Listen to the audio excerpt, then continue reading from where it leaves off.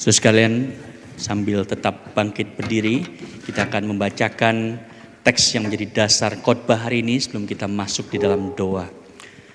1 Korintus pasal yang pertama ayat 27 sampai dengan 31, lalu pasal yang keempat ayat yang ke-7. Demikian firman Tuhan. Tetapi apa yang bodoh bagi dunia dipilih Allah untuk memalukan orang-orang yang berhikmat. Dan apa yang lemah bagi dunia dipilih Allah untuk memalukan apa yang kuat. Dan apa yang tidak terpandang dan yang hina bagi dunia dipilih Allah. Bahkan apa yang tidak berarti dipilih Allah untuk meniadakan apa yang berarti. Supaya jangan ada seorang manusia pun yang memegahkan diri di hadapan Allah. Tetapi oleh Dia kamu berada dalam Kristus Yesus, yang oleh Allah telah menjadi hikmat bagi Dia.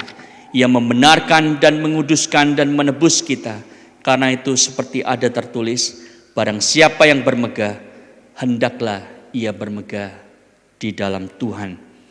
Sebab siapakah yang menganggap engkau begitu penting? Dan apakah yang engkau punyai yang tidak engkau terima? Dan jika engkau memang menerimanya, mengapakah engkau memegahkan diri seolah-olah engkau tidak menerimanya? Silakan duduk, jemaat sekalian terkasih dalam Tuhan. Mari kita tunduk kepala sekali lagi memohon pertolongan Tuhan mengerti firman yang kita akan dengar bersama. Bapa di surga, tiba saatnya bagi kami untuk meneduhkan hati dan pikiran kami. Bersabdalah kepada kami. Tengoklah hati kami yang terdalam, yang seringkali bahkan tidak diketahui orang lain. Bahkan kami sendiri tidak mengenalinya.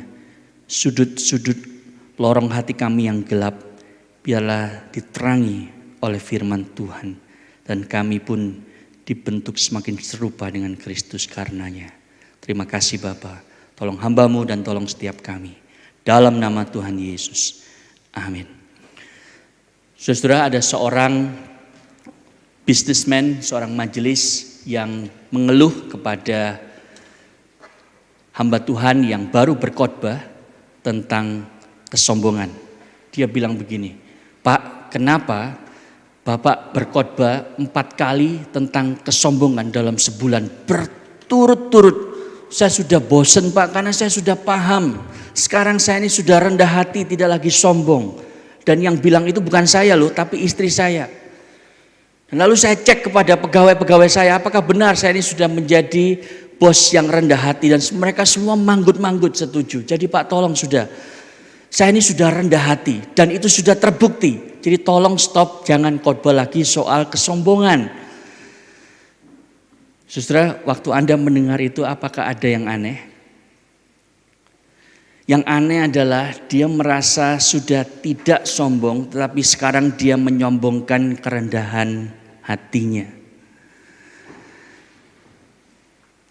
Saudara, kesombongan saya pikir adalah topik yang harus dikhotbahkan minimal setahun sekali. Kalau Anda merasa bahwa saya sudah tahu, saya sudah pernah dengar, saya bukan orang sombong, saudara, mungkin karena Anda tidak sadar Anda orang sombong. Itu topik khotbah hari ini. Mengapa Anda dan saya seringkali tidak sadar kita ini sombong? Karena bahkan kita bisa menyombongkan kerendahan hati kita. Saudara, Carl Jung, seorang psikolog, pernah memberikan satu insight yang saya kira sangat luar biasa. Dia bilang begini, saudara, until the unconscious conscious, it will direct your life and you will call it fate. Maksudnya dia bilang begini, saudara, sampai kita ini sebagai manusia, yang kita tidak sadari itu kita tiba-tiba sadari, kita melek mata, kita merasa, oh now I understand. Sampai itu terjadi, saudara. Maka yang kita tidak sadari itu akan mengontrol hidup kita, mencengkram hidup kita. Dan kita cuma bilang, ya memang nasib lah udah begini. Itu yang Carl Jung katakan. Jadi saudara, doa saya adalah melalui seri khotbah ini, 7 dosa yang mematikan, yang terhormat dan yang harian. Ya, kalau disingkat MTH, saudara ya, bukan Master of Theology, tetapi mematikan, terhormat dan harian. Saudara, pada waktu kita memikirkan 7 dosa tersebut dan dimulai dengan kesombongan hari ini, maka apa yang sudah tidak sadar sedang bercokol dalam hatimu itu dibuat sadar, saudara, karena ada firman Tuhan yang menerangi. Karena tanpa saudara menyadari itu, saudara, Anda akan terus dicengkram oleh si jahat itu. Itu yang menjadi doa saya melalui seri khotbah ini. Saudara, orang yang sombong definisinya sederhana, saudara. Orang yang sombong adalah orang yang berpikir banyak tentang dirinya dan berpikir tinggi tentang dirinya. Inilah definisi yang diberikan oleh Cornelius Plantinga di dalam bukunya. Pride is thinking much about oneself and much of oneself. Berpikir banyak tentang dirinya, jadi terus mikir tentang dirinya, bukan orang lain. Dan berpikir tinggi tentang dirinya. Dan kesombongan itu disebut-sebut sebagai cardinal vice. Satu dosa yang sangat utama, the queen of all sins, ratu dari semua dosa lain. Itu sebab saya mengawali ini dengan pride.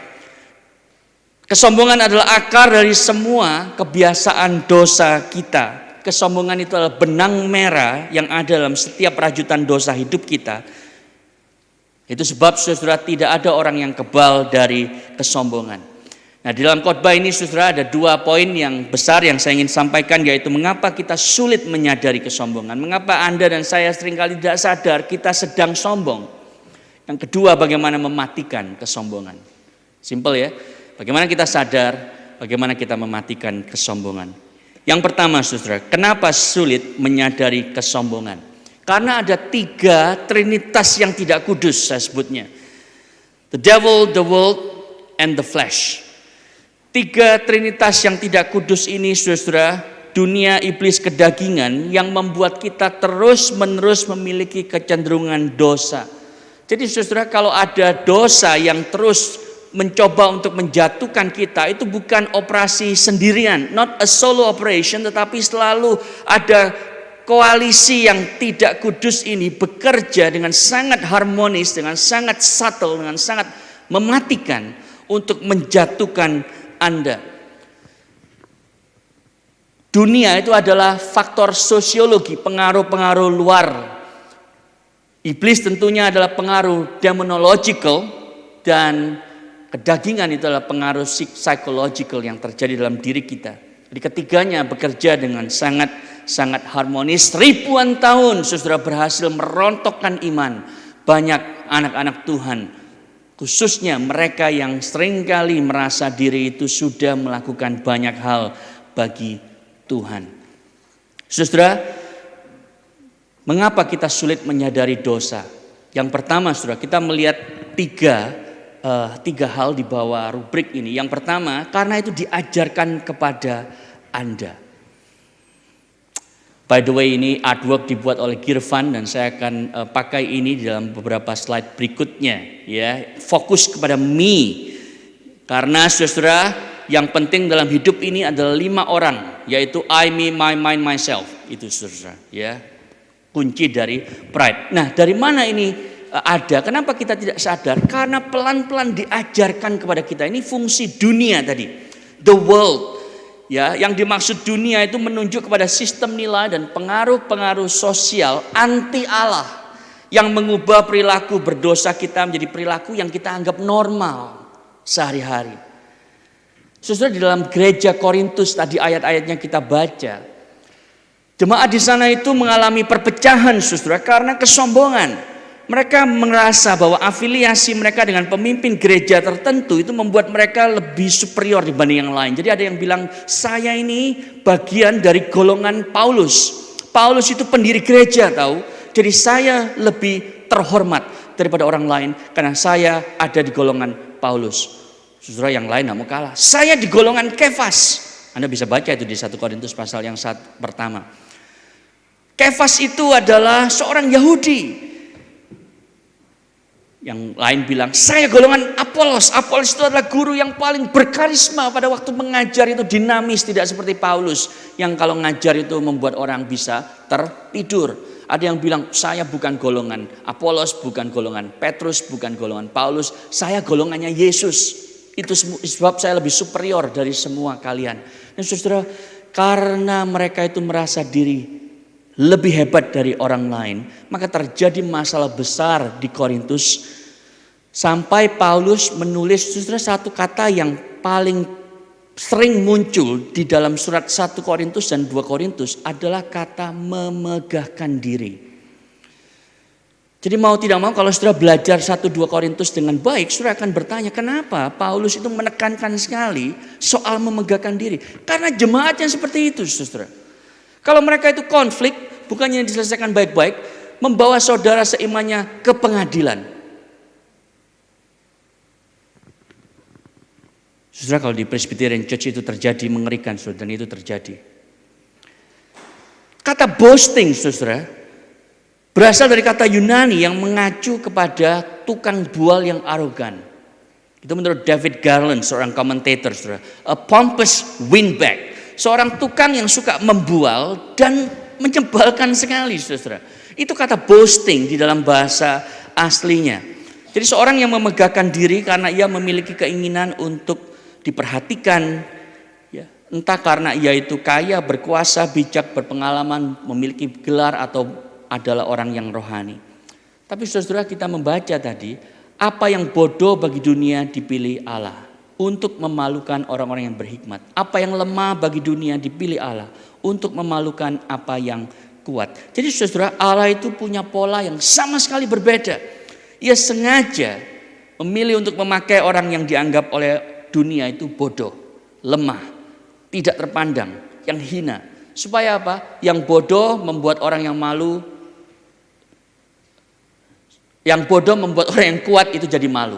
Ya, yang lemah membuat orang yang kuat jadi malu. Saudara, itu sebabnya kesimpulan Rasul Paulus di dalam ayat yang kita baca tadi, supaya ayat 29, saudara perhatikan, jangan ada seorang manusia pun yang boasting, yang memegahkan diri di hadapan Allah. Saudara, dalam bahasa Inggris King James saya kira sangat baik menuliskan ayat tersebut, that no flesh should glory in his presence. Tidak ada kedagingan manusia yang memuliakan diri di hadapan Allah. No flesh should glory in his presence. Di pasal 4 ayat yang ke-6, Paulus mengulangi ini dan dia berkata supaya jangan ada di antara kamu yang menyombongkan diri dengan jalan mengutamakan satu daripada yang lain. Jadi saudara, ini masalah gereja Korintus. Itu sebabnya di pasal yang keempat ayat 7 yang tadi kita baca. Siapa sih yang menganggap engkau begitu penting? Kenapa kamu bisa penting? Karena semua yang kamu terima, semua yang kamu miliki, toh kamu terima dari Tuhan. Itu yang Paulus katakan. Engkau merasa diri punya banyak resources, dengan kata lain engkau kaya raya, itu dari Tuhan. Engkau merasa bisa naik pangkat karena pandai, karena bekerja keras.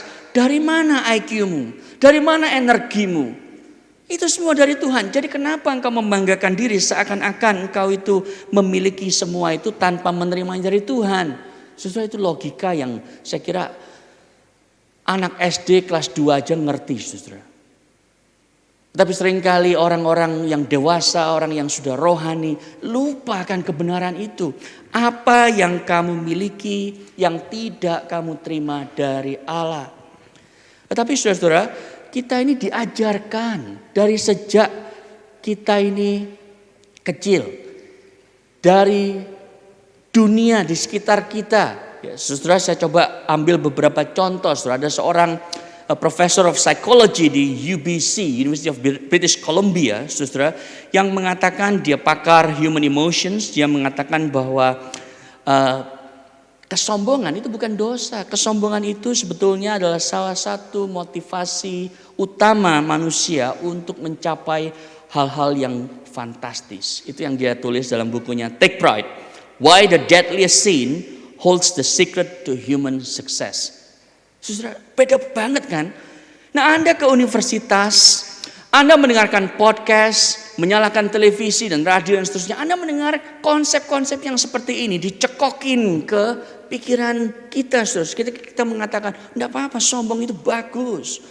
Sombong itu mendorong saya untuk bekerja keras, untuk meraih yang impossible. I can be who I want to be. Saudara, itu yang menjadi motivasi hari ini. Itu sebab tidak heran pride itu diasosiasikan hari ini dengan apa, saudara? LGBTQI movement. Dengan apa lagi? Dengan national identity. Dengan ethnic identity. Saudara, kalau Anda melihat tenis beberapa hari ini, tentunya saudara mereka waktu menang mereka mengatakan ini menjadi kebanggaan bagi negara saya. There we go, pride, national pride. Nah, mereka mengatakan bahwa kalau saya berusaha keras itu pride inilah yang mendorong saya karena saya sedang membawa bendera negara dan seterusnya. Dan saudara, kalau Anda tarik ini ke hidup pribadi, saudara sadar tidak bahwa orang tua kita tanpa bermaksud negatif tentunya mengajarkan ini dari sejak kita kecil. Kita diberitahu kamu harus percaya diri. Jangan dengerin orang-orang yang mencoba untuk membuat kamu merasa tidak mampu. You can do it if you think you can. Dari kecil kita diberitahu kamu itu di atas rata-rata. Kamu itu sudah ditetapkan Tuhan untuk mengalahkan yang lain. You are destined for greatness. Itu sebab saudara anak yang umurnya masih balita, mereka sering berkata apa? Mommy, look at me. Daddy, look at me. Saudara, dari mana keinginan mereka itu ingin dilihat, dipuji, ditepuk tangani, saudara? Memang karena ada dosa asal, saudara, tapi juga karena orang tua itu mengajarkan itu tanpa dibarengi dengan satu healthy self-esteem. Saudara, tidak salah tentunya menumbuhkan confidence dalam diri anak, tetapi kalau kita tidak membalance itu dengan mengatakan bahwa you are great because God created you in His image, engkau itu hebat karena Tuhan itu menciptakan engkau di dalam rupa dan gambarnya, tapi engkau adalah orang berdosa juga. Sebab Yesus sampai harus mati bagimu. Saudara, tidak ada balance tersebut. Orang tua juga mengajarkan kita untuk selalu melihat orang lain sebagai perbandingan. Lihat itu si A, lihat itu si B. Kamu bisa nggak jadi kayak dia? Saudara, C.S. Lewis di dalam bukunya Mere Christianity yang saya selalu anjurkan untuk saudara baca minimal satu kali dalam hidup Anda, dia memberikan satu insight yang penting sekali bahwa pride is always about comparison. Saya sudah cerita ini berapa kali mungkin kepada Anda. Kesombongan itu selalu tentang membandingkan, saudara. Dia menulis begini, C.S. Lewis, pride gets no pleasure out of having something, pride only gets pleasure in having more of it than the next person. Jadi saudara, kita pikir orang itu sombong karena dia itu kaya, pandai, cantik, tampan, berpengalaman, atau berkuasa. Tapi itu nggak tepat menurut Lewis. Yang membuat orang sombong adalah perbandingan yang ia lakukan terhadap orang lain. Jadi seorang itu sombong karena ia merasa lebih kaya, lebih pandai, lebih tampan, lebih cantik, lebih berpengalaman, lebih rohani, lebih tahu doktrin daripada orang lain. Karena kalau semua orang di dunia ini sama kayanya, dia nggak punya alasan untuk jadi sombong, saudara. Betul nggak? Kalau semua itu sama kaya seperti Elon Musk nggak bisa sombong seperti hari ini. Dia bisa sombong karena dia merasa diri lebih sukses dan lebih kaya, bisa bawa orang ke luar bumi, saudara. Itu sebabnya dia punya alasan untuk sombong. Jadi Lewis tepat sekali dia mengatakan bahwa karena kita membandingkan diri dengan orang lain. Saya punya slide, saudara ya.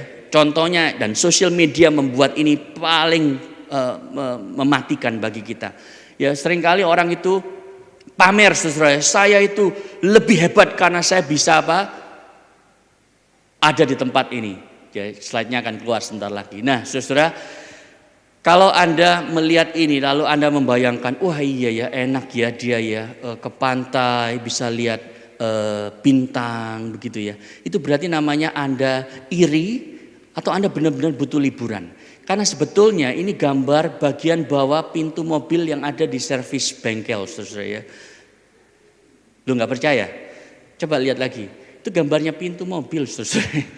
Tetapi karena kepingin sudah dianggap orang itu hebat, kita pasang ini di sosial media kita dan bilang, memang liburan itu menyenangkan, tanda seru.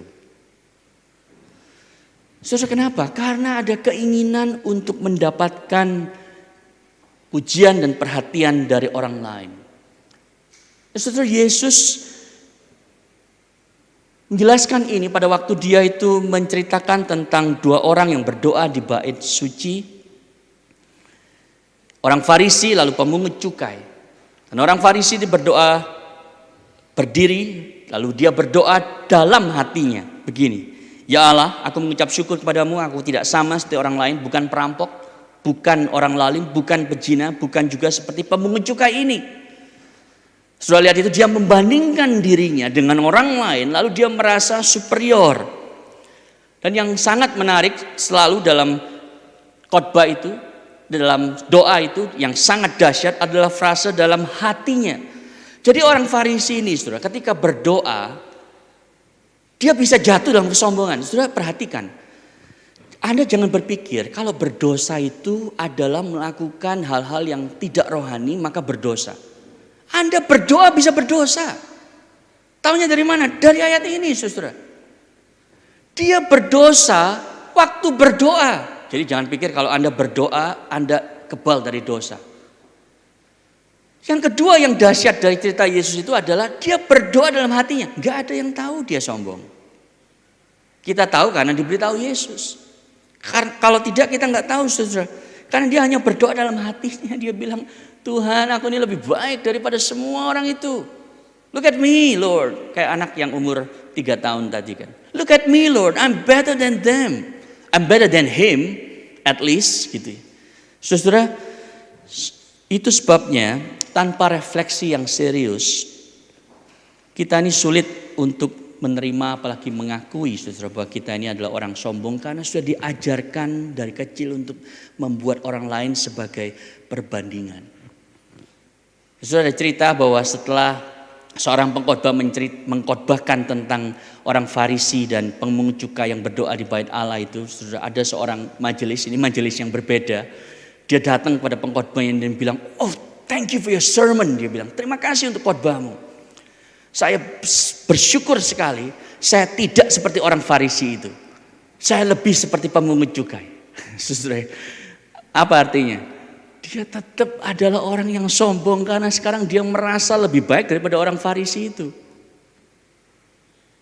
Waktu saya cerita gini, jangan sampai Anda berpikir, saya bersyukur kepada Tuhan karena saya lebih baik daripada majelis yang bilang bahwa dia lebih baik daripada orang Farisi. Saudara tahu ini terus menerus seperti itu, saudara. Saya harap sekarang saudara sadar betapa sulit dosa ini dideteksi. Jadi bukan hanya diajarkan kepada Anda, yang kedua, saudara, disiapkan khusus untuk Anda. Yaitu peran iblis yang dengan sangat terampil, dengan sangat lihai, dengan sangat licik itu menggoda Anda, menuduh Anda, menemukan, membutakan, mengikat dan akhirnya melumatkan Anda. Saudara, yang saya maksud di sini disiapkan secara khusus adalah tidak peduli Anda jenis orang ekstrovert atau introvert, jenis temperamen personality apapun, Anda tidak kebal dari dosa kesombongan. Saudara, bentuk yang seringkali terjadi adalah mempromosikan diri. Ya, you promote yourself. Ini orang-orang yang seringkali outgoing, extrovert, saudara. Dan kata yang suka dipakai di dalam perjanjian baru oleh Rasul Paulus selain kata boasting adalah kata vain glory. Ya, puji-pujian yang sia-sia. Filipi 2 ayat yang ketiga, janganlah mencari puji-pujian yang sia-sia. Jadi vain glory ini adalah satu usaha, saudara, untuk kita itu mendapatkan sesuatu yang kita dambakan, pujian, perhatian dari orang lain. Dan ini bisa kita munculkan di dalam tindakan agama. Ya, Yesus dalam khotbah di bukit mengatakan kalau engkau itu berdoa, memberi sedekah, melakukan semua tindakan agamamu, jangan sampai orang lain tahu, karena kalau orang lain tahu dan memuji engkau, engkau sudah mendapatkan upahnya. Jadi saudara, puji-pujian yang sia-sia, ya, itu seringkali kita lakukan karena kita menginginkan itu semua. Ya, sebuah hidup yang dihabiskan mengejar kemuliaan dan pujian manusia, penuh dengan aksi yang tidak tulus, yang dengan sengaja kita tata sedemikian rupa untuk memperoleh perhatian yang tepat dari orang-orang yang tepat. Dan hidup seperti itu akan mendatangkan tepuk tangan yang sementara yang dunia bisa berikan. Dan penerimaan itu hanya akan bertahan selama Anda terus menampilkan tontonan yang memukau bagi orang lain. Dan lama-lama kita akan capek, saudara. Kita akan burn out. Karena kita harus terus seperti performing monkey, seperti monyet yang Anda biasa panggil di Indonesia tentunya. Di sini nggak ada karena itu adalah abuse terhadap animal gitu ya. Di Indonesia ada performing monkey. Saudara, kita seperti itu. Kita berusaha keras untuk mendatangkan pujian tepuk tangan dari orang lain. Tetapi saudara, ada bentuk yang kedua yang iblis siapkan untuk orang-orang yang tidak ekstrovert, yang tidak bisa tampil di publik ya, yang orangnya itu pemalu dan orangnya itu selalu reserve dan seterusnya. Yaitu apa? Bentuknya bukan mempromosikan diri tetapi mengasihani diri. Self pity. Dan orang ini mungkin berkata, oh saya tidak pernah membanggakan kehebatan saya, pengalaman saya dan seterusnya. Karena memang saya ini tidak pandai dan tidak kaya dan tidak seperti dia. Tapi saudara, kita itu sangat sadar bahwa pada waktu saya dibandingkan dengan orang lain saya minder. Saudara, orang yang minder, inferior, jadi bukan superior ini, orang yang inferior itu sama sebetulnya adalah orang yang sombong. Kenapa saudara? Karena fokusnya adalah dirinya. Coba Anda tes dengan beberapa pertanyaan ini. Apakah Anda sering merasa tidak nyaman kalau Anda berada di dalam percakapan orang-orangnya semua lebih pintar dari Anda? Anda merasa minder. Apakah Anda seringkali menolak untuk ikut dalam satu permainan tertentu karena takut nanti dianggap paling lemah, paling goblok, paling nggak bisa gitu. Jadi Anda bilang, nggak usah deh gitu. Karena kalau Anda bilang nggak usah, orang nggak tahu Anda nggak bisa, betul nggak? Dan seringkali saudara di dalam kelas saya perhatikan, termasuk mungkin di gospel talk gitu ya, orang nggak berani nanya, kenapa saudara? Mungkin nggak ya di gospel talk, saya yakin nggak lah. Kenapa orang nggak berani nanya? Nanti saya dianggap goblok, pertanyaan gitu aja ditanyain gitu ya. Dan saudara itu orang yang sombong sebetulnya kalau Anda berpikir seperti itu, tapi saya yakin nggak di sini. Karena fokusnya adalah diri Anda. Nanti orang pandang saya bagaimana. Itu sebab saya itu mendingan diem aja. Karena kalau orang diem, dipikir, bijaksana dia, nggak pernah ngomong. Gitu. Kalau Anda mau jadi presiden, ya ini diterapkan oleh salah satu presiden Indonesia. Saya nggak sebutkan namanya ya. Dia diem aja, dibilang, bijaksana dia. Karena begitu buka mulut, orang tahu dia nggak bijaksana, gitu kan. Jadi saudara, kalau mempromosikan diri, itu kita itu membanggakan karena kita sudah melakukan banyak hal. Tetapi kalau mengasihani diri, itu kita membanggakan diri kita karena kita sudah banyak berkorban. Anda hanya berkata, dia nggak tahu apa yang saya sudah lakukan. Jadi saudara, Anda termasuk tipe jenis apa? Si iblis akan menyerang dengan panah api yang khusus di-customize bagi Anda untuk jadi sombong. Manifestasinya aja yang berbeda.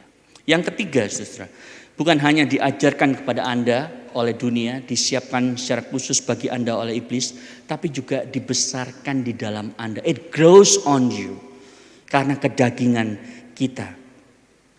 Saudara, ada cerita seorang CEO, ya CEO itu bos tertinggi di perusahaan yang ketika dia itu road trip sama istrinya, lalu dia isi bensin, waktu dia bayar masuk, saudara, dia lihat istrinya ngobrol sama tukang pompa bensinnya, ya, karena di Amerika ada tukangnya, saudara. Ternyata itu adalah dulu pernah menjadi pacar istrinya, ya toh. Lalu setelah mereka jalan, nah suaminya nggak tahan, sudah mulai ngomong, nah kamu sekarang bersyukur kan, kamu menikah dengan Fortune 500 CEO dan bukan tukang pom bensin. Lalu istrinya langsung menjawab dengan cepat, saudara. Sebetulnya kamu yang mesti bersyukur. Karena kalau saya menikah dengan dia, dia akan jadi CEO dan kamu jadi tukang pompa bensin. Nah, saudara, ini dua-duanya memang sombong, saudara. Sehingga tanpa sadar, pada waktu mereka semakin kaya, semakin sukses, bahkan menjadi CEO dan istri CEO, maka saudara, pride itu semakin lama semakin menguasai mereka. Jadi saudara, saya suka mengatakan bahwa kesombongan itu seringkali dikatakan sebagai bau nafas gitu ya. Semua orang tahu kecuali Anda sendiri. Bau nafas mulut itu kan gitu, saudara. Yang lain merasakan, Anda tidak tahu. Tapi saudara, saya kira kesombongan bukan hanya masalah nafas mulut, tapi masalah penyakit yang menular. Karena kalau kita itu sombong, maka orang lain di sekitar kita itu merasa mual, merasa menderita, dan kita tidak sadar, saudara. Yang membuat dosa itu semakin besar dalam diri kita setiap kali kita semakin sukses, semakin populer, semakin naik pangkat, semakin dikenal orang, semakin dihormati, adalah perasaan kita ini berhak. Sense of entitlement. Saudara, ini penelitian yang dilakukan oleh psikolog, saya juga melakukan penelitian dengan PhD student saya, sense of entitlement. Seorang yang merasa diri itu hebat, sudah melakukan A, B, C, D, E dan berhasil, maka mereka merasa saya ini berhak melakukan hal-hal yang tadinya saya nggak berhak karena saya sudah melakukan banyak pengorbanan, saya sudah kerja keras. Salah satu pertanyaan di dalam alat ukur sense of entitlement itu begini, saudara. If I were on the Titanic, I would deserve to be on the first lifeboat. Kalau saya itu ada di kapal Titanic yang lagi terendam air, saya berhak menjadi orang pertama yang diselamatkan. Saudara, hal ini tanpa kita sadari membuat kita semakin lama semakin sombong. Jadi 3 Trinitas tidak kudus itu mempengaruhi saudara. Sekarang bagaimana mematikan kesombongan? Saudara, waktu saya habis. Ya, jadi saya akan memberikan satu solusi yang nantinya kita bisa perdalam di Gospel Talk. Bagaimana mematikan kesombongan? Saudara, cara mematikan kesombongan bukan dengan kekuatan kita. Karena kesombongan itu seperti bawang, seperti onion. Kalau saudara kupas, ada lagi dalamnya. Saudara kupas, ada lagi dalamnya. Pada waktu saudara mencoba untuk menyingkirkan kesombongan dengan kekuatan Anda, maka nanti Anda akan sombong karena kekuatan Anda. Saya sudah rendah hati. Anda menyombongkan kerendahan hatinya. Anda menyerahkan kesombongan dengan mencoba berpuasa, maka nanti Anda akan sombong dengan puasa Anda. Anda mencoba untuk mengenyahkan kesombongan dengan doa, Anda akan sombong karena menjadi orang yang rohani sudah banyak berdoa mengenyahkan kesombongan. Saudara lihat, itu akan terus berputar-putar seperti komedi putar. Sampai saudara menyadari bahwa hanya Kristus yang mampu menolong Anda keluar dari semua itu. Itu sebab Paulus menulis di ayat tadi, saudara, bahwa bukan hanya jangan memegahkan diri. Tapi dia bilang gini, kalau kamu ingin bermegah, bermegahlah di dalam Kristus. Saudara, ini satu konsep, satu doktrin, satu teori, satu paradigma yang Anda dan saya harus miliki. Cara kita melawan dosa bukan hanya membunuh dosa, ini slide yang terakhir, ya, bukan hanya membunuh dosa, tetapi kita harus menggantikannya dengan sesuatu yang lebih menarik, yang lebih mulia, yang lebih besar, saudara. Thomas Chalmers adalah teolog yang menuliskan ini dengan sangat baik di dalam bukunya. Dia mengatakan bahwa Anda bisa mengalahkan dosa hanya dengan kekuatan willmu, kehendakmu. Engkau harus memiliki satu hal yang lebih kuat pull powernya sehingga engkau tidak tertarik lagi terhadap dosa itu, tapi engkau tertarik kepada Kristus. Kenapa, saudara? Karena hati kita itu adalah seperti glory vacuum. Ada kekosongan yang ingin untuk mendapatkan kemuliaan. Kalau saudara hanya membunuh dengan kekuatanmu sendiri, nanti dia akan bisa bangkit lagi, saudara, dosanya. Sampai saudara itu menemukan Kristus lebih mulia dari segalanya. Kristus yang dalam rupa Allah. Dia tidak menganggap kesetaraan dengan Allah itu sebagai milik yang harus dipertahankan. Saudara tahu apa artinya itu? Yesus tidak bilang begini, aku tidak mau lagi jadi seperti Allah. Tidak, dia pada waktu jadi manusia,